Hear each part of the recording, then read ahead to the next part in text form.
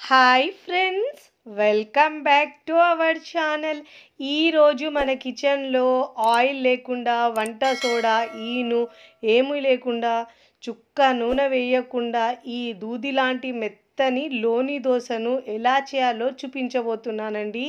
Hotel వాళ్ళు చేసే ఈ లోని దోశను పక్కా కొలతలతో చూపిస్తున్నానండి.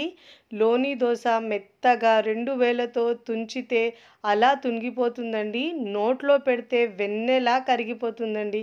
అంత మెత్తగా ఉంటుంది. చాలా చాలా టేస్టీగా ఉంటుందండి. తిన్నా కొద్దీ తినాలనిపించేలా సూపర్ టేస్టీగా ఉంటుందండి. చాలా మెత్తగా ఉంటుంది. ఇలా గనక మీరు దోశలు చేసుకుంటే ఎప్పుడు ఇదే విధంగా చేసుకుంటాయండి. అంత రుచిగా ఉంటాయి. చూస్తేనే తినాలనిపించేలా సూపర్ టేస్టీగా ఉంటాయి. మరి లేట్ చేయకుండా చాలా ఈజీగా ఉండే ఈ హోటల్ స్టైల్ లోని దోశను తయారు చేసే విధానాన్ని చూద్దాం. ఈ మెత్తని లోని దోశ కోసం పిండి రెడీ చేసుకుందామండి. దీనికోసం 2 కప్పుల ఇడ్లీ రైస్ తీసుకోవాలండి. ఈ దోశకు మాత్రం మనం కంపల్సరీగా ఇడ్లీ రైసే యూజ్ చేయాలండి. ఇలా పొట్టిగా చిన్నగా ఉంటుంది. ఆన్లైన్ అయినా సరే, మీకు సూపర్ మార్కెట్లో అయినా ఈజీగా దొరుకుతుందండి. 2 కప్పులు వేసుకున్న తర్వాత దీంట్లో ఇప్పుడు 1/2 కప్పు మినపగుళ్ళు తీసుకోవాలి. లేదంటే మీరు బద్ద మినపప్పు అయినా తీసుకోవచ్చు. 1/2 కప్పు తీసుకోవాలి. ఒక 1/2 టీ స్పూన్ దాకా మెంతులు కూడా వేసుకోవాలి. దీంట్లో వేసుకొని ఇప్పుడు వాటర్ వేసి శుభ్రంగా ఒక 2 నుంచి 3 సార్లు బాగా వాష్ చేసుకోవాలండి. శుభ్రంగా వాష్ చేసుకున్న తర్వాత దాంట్లో నుంచి వాటర్ తీసేసి మళ్ళీ తిరిగి దాంట్లో వాటర్ వేసి ఒక 4 గంటల పాటు నానబెట్టుకోవాలండి. 4 గంటల కంటే ఎక్కువసేపు నానబెట్టొద్దు. వాటర్ వేసి దీంట్లో 4 గంటల పాటు నానబెట్టుకోవాలి. మూత పెట్టేసి ఈ గిన్నెను పక్కకు పెట్టుకుందామండి. ఇక్కడ మరొక గిన్నె తీసుకొని పక్కకు పెట్టుకోవాలి. 4 గంటలు మాత్రమే నానబెట్టుకోవాలండి. దానికంటే ఎక్కువ సేపు నానబెట్టొద్దు. ఇక్కడ వేరొక గిన్నె తీసుకొని మనం ఏ గిన్నెతో తీసుకున్నామో అదే కప్పుతో మనం 1 కప్పు అటుకులు, లావుగా ఉండే అటుకులు తీసుకోవాలండి. దీంట్లో మెత్తగా దూదిలాగా రావడానికి నేను ఇక్కడ 2 టేబుల్ స్పూన్ల సగ్గుబియ్యం వేస్తున్నానండి. సన్న సగ్గుబియ్యం అయినా లేదంటే లావుగా ఉండే సగ్గుబియ్యం అయినా వేసుకోవచ్చు. దీంట్లో కూడా వాటర్ వేసి శుభ్రంగా ఒక 2 సార్లు వాష్ చేసుకున్న తర్వాత మళ్ళీ తిరిగి దాంట్లో వాటర్ వేసుకోవాలి. ఇక్కడ కొలతలు మళ్ళీ రిపీట్ చేస్తున్నాను చూడండి. 2 కప్పుల ఇడ్లీ రైస్, 1/2 కప్పు మినప్పప్పు, 1/2 టీ స్పూన్ మెంతులు, మరి ఇంకో అటుకులు 1 కప్పు, 2 టేబుల్ స్పూన్ల సగ్గుబియ్యం వేసుకొని రెండుటిని మనం ఒక 4 గంటల పాటు నానబెట్టుకోవాలి. మూత పెట్టేసి ఇక్కడ నేను 4 గంటల తర్వాత చూపిస్తున్నాను చూడండి. అటుకులు ఇంకా సగ్గుబియ్యం కూడా బాగా నానిందండి. ముందుగా మనం అటుకులు సగ్గుబియ్యంని గ్రైండ్ చేసుకోవాలి. ఇలా మిక్సీ జార్లో వేసుకొని కొద్దిగా వాటర్ వేసుకొని వీలైనంత వరకు మెత్తగా గ్రైండ్ చేసుకోవాలండి. ఫస్ట్ టైం నా ఛానల్ చూస్తున్న వాళ్ళు నా ఛానల్ని సబ్స్క్రైబ్ చేసుకోండి, లైక్ చేయండి, పక్కనున్న బెల్ ఐకాన్ని ప్రెస్ చేయండి. ఇలా ప్రెస్ చేయడం వల్ల నేను పెట్టే వీడియో నోటిఫికేషన్ ముందుగా మీ హోమ్ పేజ్కి వస్తాయండి. ఇక్కడ మెత్తగా గ్రైండ్ చేసుకున్న తర్వాత గిన్నెలోకి తీసుకోవాలండి. పప్పులు కూడా బాగా నానాయి కదండి. బియ్యం పప్పులు బాగా నానిన తర్వాత అదే మిక్సీ జార్లో ఈ మినపప్పు ఇంకా బియ్యంని రెండుటిని వేసుకొని గ్రైండ్ చేసుకోవాలి. దీంట్లో కొద్దిగా వాటర్ వేసుకొని గ్రైండ్ చేసుకోవాలండి. ఇలా బాగా గ్రైండ్ చేసుకున్న తర్వాత ముందుగా మనం గ్రైండ్ చేసుకున్న పిండి ఉంటుంది కదా, దాంట్లోనికి వేసుకోవాలి. మరి ఆ వాటర్ ఎక్కువ వేయద్దండి, మీడియంగా వాటర్ వేసుకొని గ్రైండ్ చేసుకోవాలి. ముందు వేసుకున్నాం కదా పిండి, దాంట్లో కాస్త నాకు పులిస్తే మళ్ళీ కింద పడుతుందని నేను పెద్ద గిన్నెలకి మళ్ళీ వేసుకున్నానండి మొత్తం పిండిని.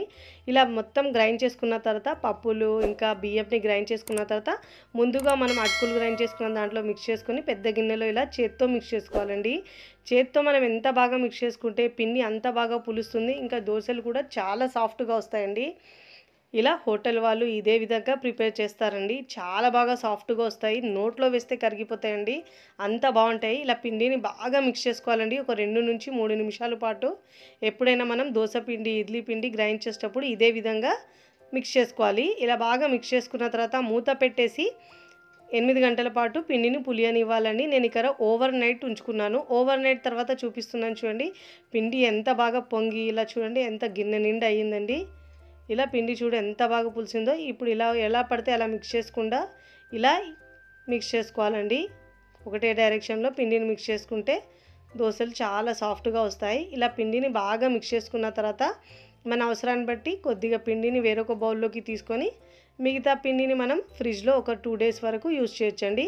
ఇక్కడ నాకు సరిపోయినంత పిండి నేను వేరొక బౌల్లోకి తీసుకుంటున్నాను. ఇలా పిండిని తీసుకోవాలి. మూత పెట్టేసి మిగతా పిండిని మనం ఫ్రిడ్జ్లో పెట్టుకోవాలండి. ఇప్పుడు దీంట్లో ఈ పిండిలో మనం చూడండి కన్సిస్టెన్సీ ఇలా ఉండాలి. ఇప్పుడు పిండిలో మనం 1/2 టీ స్పూన్ ఉప్పు వేసుకోవాలండి. లేదంటే మీకు రుచికి సరిపోయినంత ఉప్పు వేసుకొని ఉప్పు బాగా కలిసేటట్టు మిక్స్ చేసుకోవాలి. ఇలా బాగా మిక్స్ చేసుకున్న తర్వాత స్టవ్ మీద పెనం పెట్టుకోవాలండి. ఇప్పుడు దోశలు వేసుకోవడానికి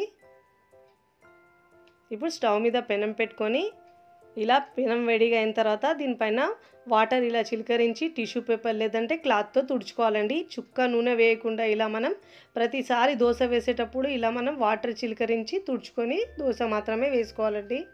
ఈ దోశను మరీ పల్చగా చేద్దండి, కాస్త లావుగానే ఉండాలి. చూడండి ఇలా పైన హోల్స్ వస్తున్నాయి కదా, ఇలా హోల్స్ వచ్చిన తర్వాత మనం దోశను మీడియం ఫ్లేమ్లో ఉంచి మూత పెట్టేసి ఉడికించుకోవాలండి పైన తడి ఆరే వరకు. చూడండి ఇలా పైన తడి ఆరిన తర్వాత మరోవైపుకి టర్న్ చేసుకోవాలి దోశను. ఒకవైపు కాలిన తర్వాత మరోవైపుకి టర్న్ చేసుకోవాలి. చాలా మెత్తగా ఉంటుందండి ఈ దోశ అయితే, అసలు చుక్క నూనె వేయకున్నా కానీ ఈజీగా ప్యాన్కి స్టిక్ కాదండి. చూడండి ఇలా మరోవైపుకి టర్న్ చేసుకోవాలి. చాలా కలర్ఫుల్గా చాలా బాగుంటుందండి. చూడండి ఎంత బాగా కలర్ వచ్చిందో దోశకు. ఇలా బాగా కాలిన తర్వాత ఇప్పుడు ఈ దోశను మనం ప్లేట్లోకి తీసుకోవాలి.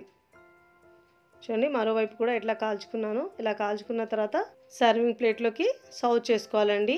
ప్లేట్లోకి తీసుకోవాలి.